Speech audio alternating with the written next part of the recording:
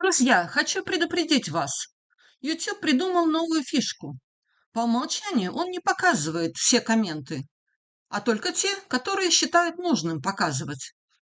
Вам нужно нажать на три полосочки и выбрать опцию «Сортировать комменты по последним». И тогда, о чудо, все комменты становятся видны. Но мы все понимаем, для чего это делается.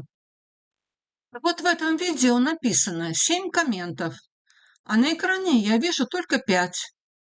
Раз, два, три, четыре, пять.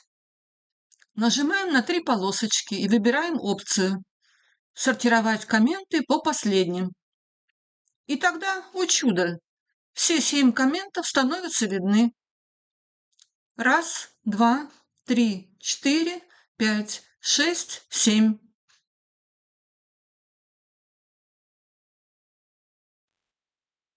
Не забывайте это делать, если хотите прочитать все комменты.